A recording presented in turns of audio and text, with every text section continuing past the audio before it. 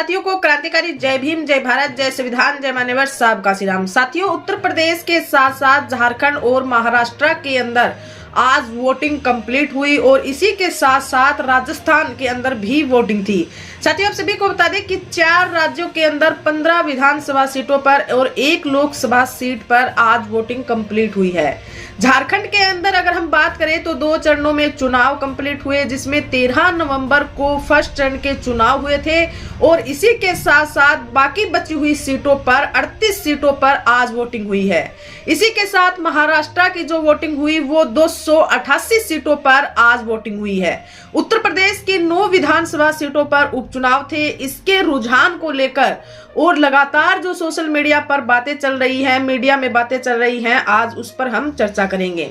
साथियों, महाराष्ट्र के चुनाव हो, झारखंड के हो या उत्तर प्रदेश के हो, इन तमाम राज्यों के अंदर जो चुनाव हुए हैं इसको लेकर तमाम तरीके की बातें सोशल मीडिया और जनता के सामने निकल कर आई। इसी बीच अभी वोटिंग होने के बाद जो एग्जिट पोल जो दिखाई जा रही है उसमें बीजेपी पार्टी के फेवर में ज्यादातर सीटें दिखाई जा रही हैं। चाहे फिर वो इलेक्ट्रॉनिक मीडिया हो या अखबार हो, न्यूज़पेपर हो, उसके अंदर जिस तरीके से बीजेपी पार्टी की जो एग्जिट पोल दिखाई जा रही है उस पर आप सभी लोगों को जाने की जरूरत नहीं है। आप देखेंगे कि हरियाणा के अंदर जब चुनाव हो रहे थे तो विधानसभा के चुनाव में जिस तरीके की जो मीडिया और पत्रकार साथियों की या फिर जो इलेक्ट्रॉनिक मीडिया है उनकी अगर हम रिपोर्ट देखेंगे, जो एग्जिट पोल देखेंगे, वो कांग्रेस पार्टी को जिताती हुई दिखा रही थी, जबकि जो रिजल्ट सामने आए वो ठीक इसके विपरीत नजर आए। साथियों, 10 से 15 सीटें हरियाणा के अंदर भाजपा पार्टी के लिए दिखाने वाली जो एग्जिट पोल थी, मीडिया की जो रिपोर्ट थी, उसके विपरीत हरियाणा के अंदर रिजल्ट देखने को मिले। और वही एग्जिट पोल अगर हम पीछे के चुनाव में देखें, जब बीजेपी पार्टी 400 पार का जो नारा लगा रही थी वो महज 241 सीटों पर सिमट कर रह गई थी।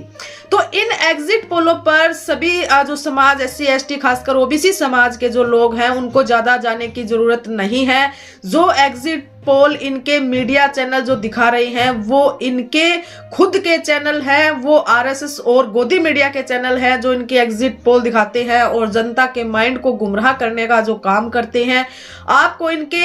एग्जिट पोल पर जाने की जरूरत नहीं है, हताश होने की जरूरत नहीं है। 23 नवंबर को जो रिजल्ट हमारे सामने होंगे तो सभी का सभी दूध का दूध और पानी का पानी हो जाएगा और किसको कितनी सीटें मिली हैं और किसको कितने टिकट मिली है, कितने प्रतिशत वोट बैंक रहा है, इसकी सारी बातें सारी जनता के सामने उजागर हो जाएंगी। साथियों, इसी के साथ साथ ईवीएम का मुद्दा काफी चर्चा के अंदर रहता है। ईवीएम पर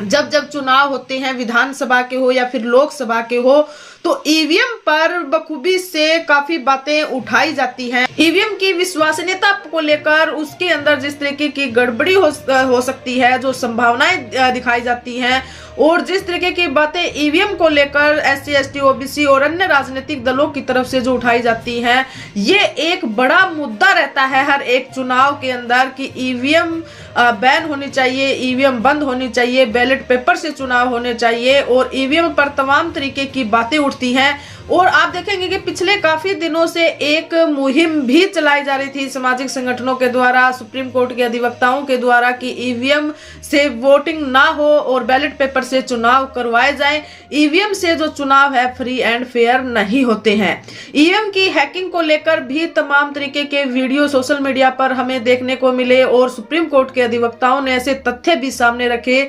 जिससे उन्होंने ये साबित किया कि ईवीएम से किस तरीके से हैकिंग की जा सकती है, छेड़खानी की जा सकती है। इसके बावजूद भी अगर हम देखेंगे तो ईवीएम को लेकर आने वाली कांग्रेस पार्टी थी और उसका जो बेनिफिट अभी उठा रही है वो प्रेजेंट के अंदर बीजेपी पार्टी उठा रही है। आप देखेंगे कि कांग्रेस पार्टी की तरफ से, बड़े लीडरों की तरफ से ईवीएम को लेकर कभी कोई स्टेटमेंट नहीं दी जाती है और जिस तरीके की जो बातें और जो प्रतिक्रियाएं जो लोग उठा रहे हैं, आम मतदाता उठा रहे हैं, सुप्रीम कोर्ट के अधिवक्ता उठा रहे हैं, सामाजिक संगठनों के जो साथी हैं वो उठा रहे हैं। साथियों, ईवीएम के साथ साथ अगर हम बात करें जो एग्जिट पोल है उस पर SC ST OBC समाज के लोगों को जाने की जरूरत नहीं है, हताश होने की जरूरत नहीं है। 23 नवंबर को जो रिजल्ट होंगे वो हमारे सामने होंगे। महाराष्ट्र हो, झारखंड हो या उत्तर प्रदेश हो, इन तमाम सीटों के जो रिजल्ट हैं वो 23 नवंबर को सामने आ जाएंगे और कहां से किस पार्टी को कितना बहुमत मिला है वो सभी जो रिजल्ट है वो हमारे सामने होगा। उत्तर प्रदेश की जो 9 विधानसभा सीटें हैं, यहाँ पर जो उपचुनाव हुए, यहाँ पर काफी जो माहौल देखने को मिला वो लोकतंत्र के और संविधान के हित में नहीं मिला। संविधान की और लोकतंत्र की यहाँ पर सरेआम धज्जियां उड़ाती हुई सोशल मीडिया पर ऐसे वीडियो हमें देखने को मिले जहां पर जो प्रशासनिक अधिकारी कहें या प्रेजेंट के अंदर वहां की जो सरकार है, जिन्हें लोकतंत्र के हित में शांतिपूर्ण तरीके से मतदान करवाना चाहिए था, वहीं पर आप देखेंगे कि पुलिस प्रशासन की जो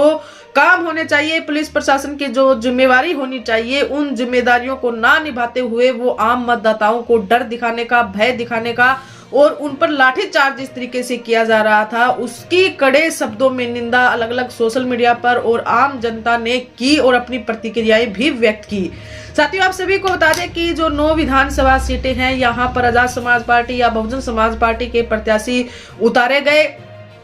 और यहाँ पर काफी मजबूती के साथ आजाद समाज पार्टी के प्रत्याशी भी चुनाव लड़ रहे थे। बसपा पार्टी के प्रत्याशी चुनावी मैदान के अंदर थे और इसी के साथ साथ अगर हम बात करें तो तमाम तरीके की जो प्रतिक्रियाएं इन विधानसभा सीटों के चुनाव को लेकर निकल कर आई, वो SC ST OBC समाज के जो बुद्धिजीवी वर्ग हैं उनकी तरफ से लगातार ये प्रयास किए जा रहे हैं कि तमाम जो बहुजन समाज की पार्टियां हैं, SC ST OBC समाज, मुस्लिम माइनॉरिटी समाज की जो पार्टियां हैं, वो एक साथ एक मंच पर आकर चुनाव लड़े। अगर वो एक साथ नहीं आते हैं, अगर वो ऐसे ही बटे रहते हैं, तो फिर वो अपने संवैधानिक अधिकारों को और वो अपने जो राजनीतिक, सामाजिक, आर्थिक और जिस तरीके से वर्तमान के अंदर जो समस्याएं संविधान के ऊपर मंडरा रही हैं, वो उन्हें नहीं बचा पाएंगे।